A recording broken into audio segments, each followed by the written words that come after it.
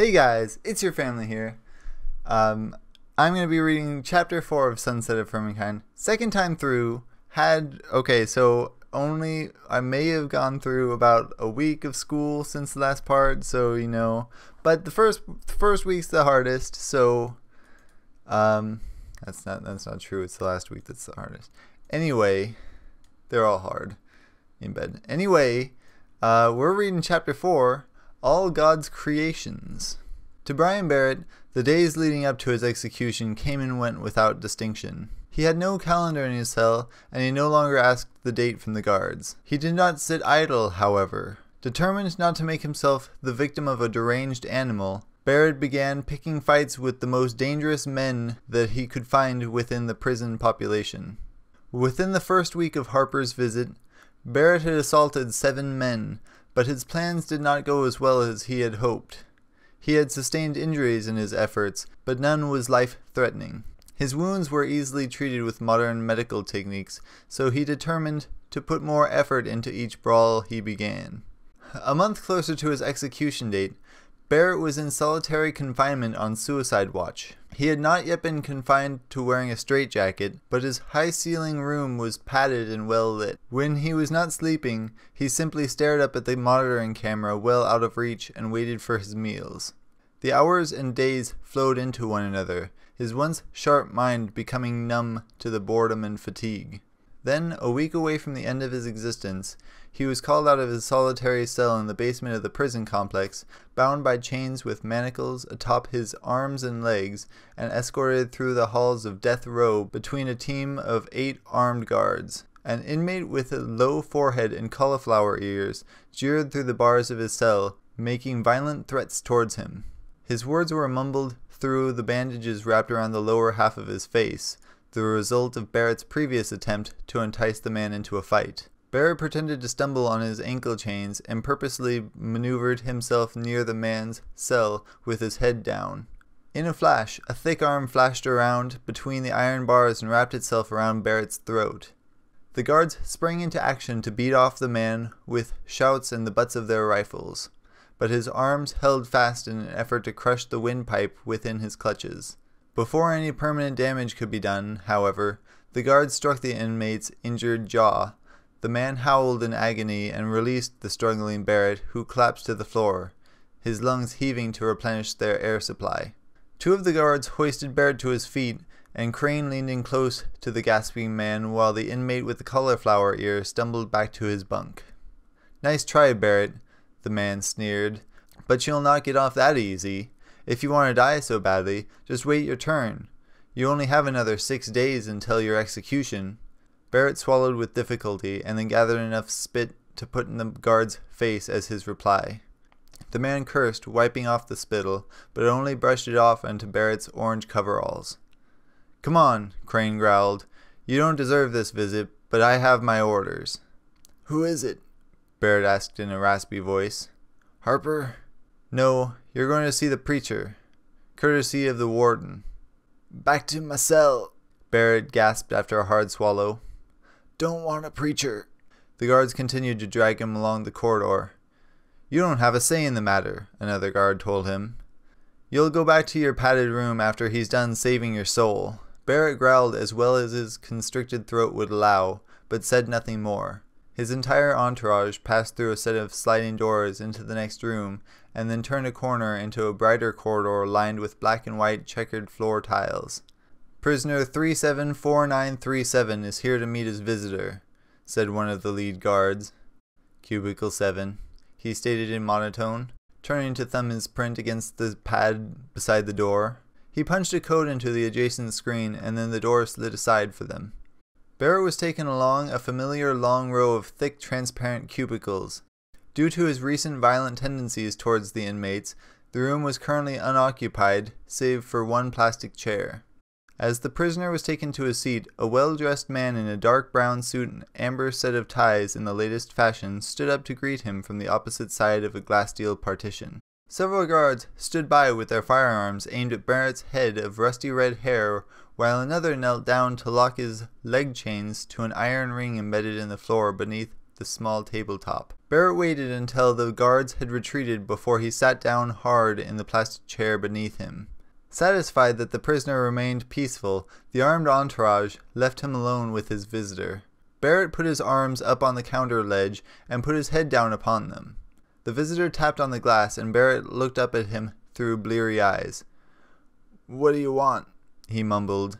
Although they could not hear one another, the other man read his lips well enough to point towards the communication handset. Barrett hesitated, but then sighed and lifted his handset from its cradle. "Yeah?" he grumbled into the mouthpiece. The visitor sat down and gave him a courteous smile through the glass. "Hello, Mr. Barrett," he said in a rich baritone voice. "My name is Lloyd Gibson." Barrett raised an eyebrow at the man, amazed that such a voice belonged to the individual before him.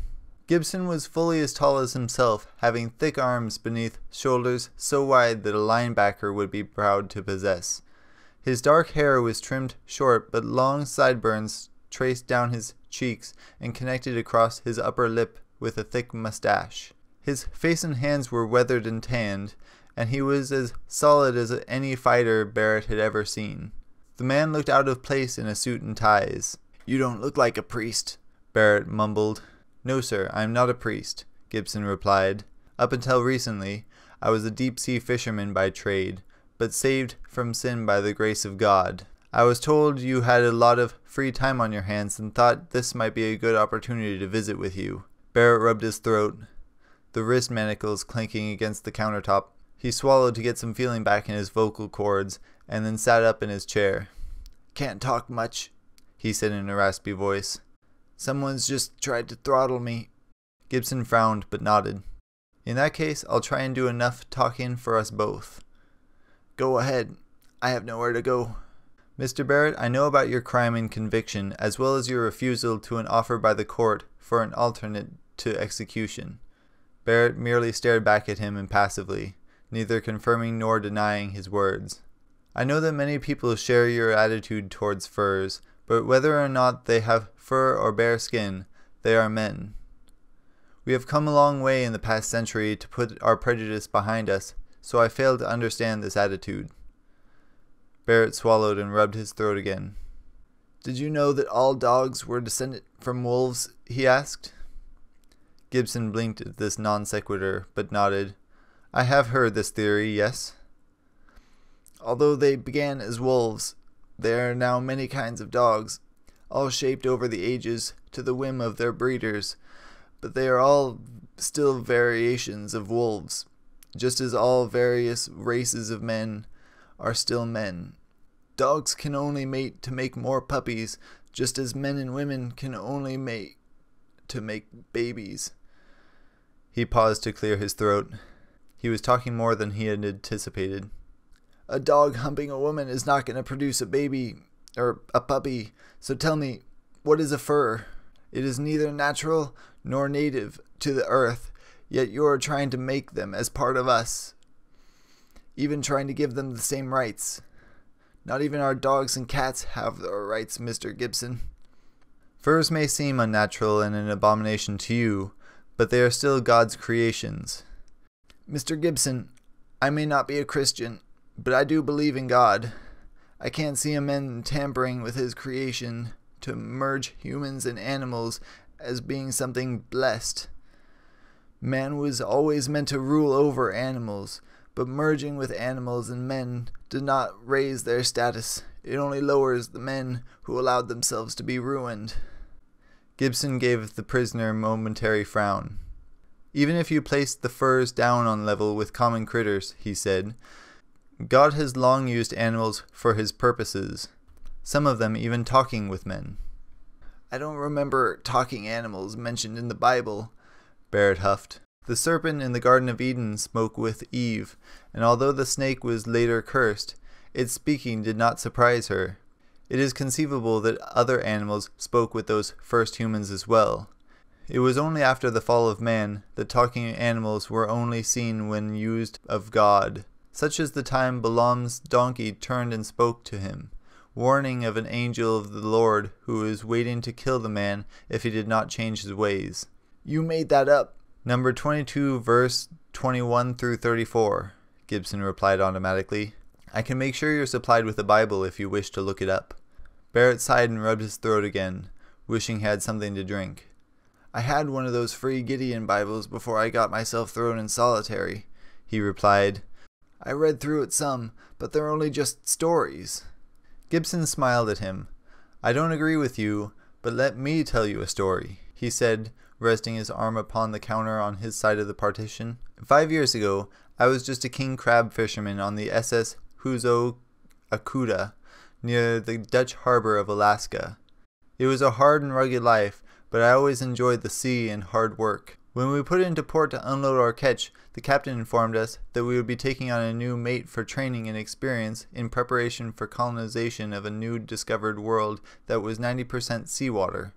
We had a high turnover rate on the crew, so we thought nothing about it until we saw the new person reported for duty.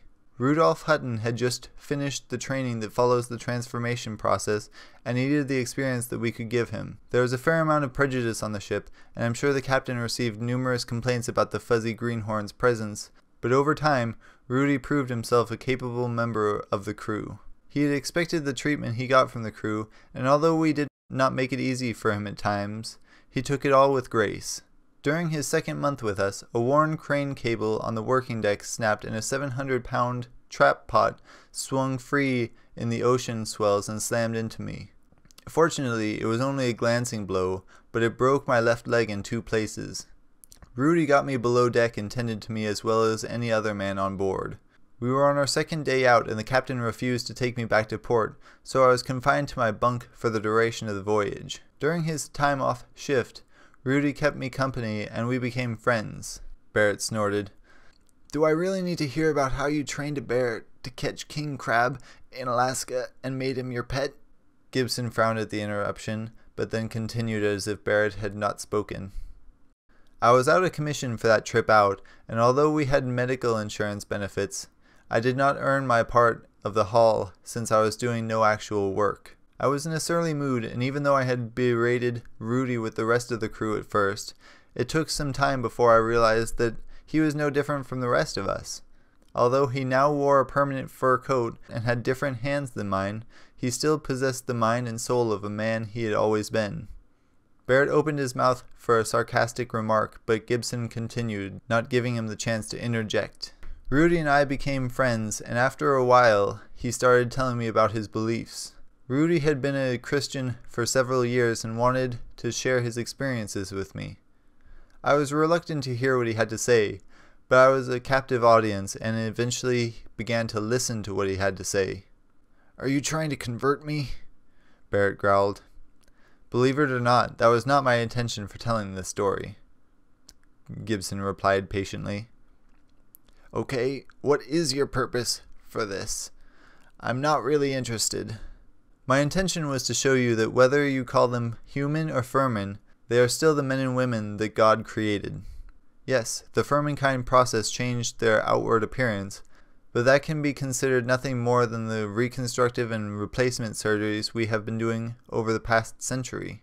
Keeping in that perspective, Mr. Barrett, you should reconsider your refusal to undergo the transformation. Barrett sat back in his plastic chair and crossed his manacled arms across his chest as much as they would reach. You don't get it, do you? He asked darkly. My fiancée, the woman who I thought loved me, who had been happily planning our wedding, was secretly humping that abomination. And you think that by becoming one of those things will make me all better? Gibson drew himself up, for once looking as imposing as he appeared. Mr. Barrett, whether or not Henry Parker was a human or Furman is not the issue. You confessed to murder, and that is the crime for which you have been convicted and sentenced to die. The death penalty in this state is carried out by lethal injection in the process that has not changed much in decades. But in cases where furs are involved, then the penalty for death of a fur is death by a fur. The option to join the HCP as an alternative to this fate was enacted only a few years ago, and it is the only redemptive option open to you aside from death. Barrett's brow furrowed, but he said nothing. Gibson's stance softened as he added, Mr. Barrett, you claim to believe in God, but with your refusal for redemption in any form, you will be meeting him very soon. Sir, even if you and I never meet again, I implore you to reconsider. One of the benefits of the Furmankind transformation is that although the DNA of the terrestrial animal is combined with that of a human, the human lifespan is one of the strengths carried over into the new form. According to your records, you would turn 36 years old at your next birthday. As a fur, you would have the likelihood of living another 36 years or more, but as you are now, you have just 6 days left. Lord Gibson moved his handset to the other side, resting his free hand upon the small countertop, and watched the death row inmate quietly. Several emotions played across Barrett's face, but the one that ended up in the eyes of the prisoner was one of resignation. He looked through the glass steel partition and gave the man a nod. Gibson began to smile, but then Barrett spoke again. His assumptions were shattered. "Thank you for your time, Mr. Gibson," Barrett said in a calm voice. "I will put in a good word for your efforts when I go meet God." He then hung up the communication handset without looking at the other man's shocked expression. Next chapter! Oh my god. Well, I'm gonna go to bed. Then tomorrow morning I'm gonna edit this and maybe do some more or something. I don't know what I'm gonna do tomorrow because that's in the future. Anyway, thanks for watching. Don't forget to post a comment down below, and I will see you later.